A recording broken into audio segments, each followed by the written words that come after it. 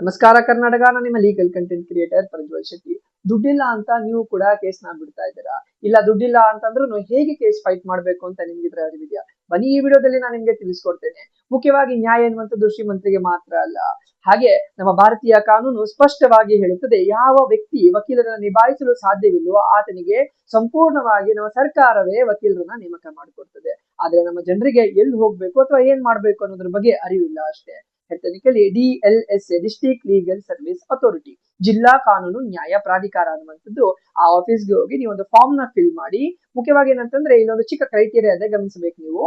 ಏನಂತಂದ್ರೆ ಪುರುಷರಿಗೆ ration card ಅನ್ನ ಕೇಳ್ತಾರೆ, ಮತ್ತೆ ಮಹಿಳೆಯರಿಗೆ ಸಂಪೂರ್ಣವಾಗಿ ಯಾವುದೇ ರೀತಿಯಾದಂತಹ ಕ್ರೈಟೀರಿಯಾ ಅನ್ನುವಂಥದ್ದು ಇಲ್ಲ, ಸಂಪೂರ್ಣವಾಗಿ ನಿಮ್ಗೆ ಉಚಿತವಾಗಿ ಸಿಗುತ್ತದೆ, ಅದು ಯಾರೇ ಬೇಕಾದ್ರೂ ಆಗ್ಲಿ. ಸೊ ನೋಡಿ, ಈ ತರ ನೀವು ನಮ್ಮ ಸಿಸ್ಟಮ್ ಅಲ್ಲಿ ಇರುವಂತದ್ದು ಅನ್ನ ಬಳಸ್ಕೊಂಡು ನೀವು ಇದರಿಂದ ಮುಂದೆ ಹೋಗ್ಬೋದು.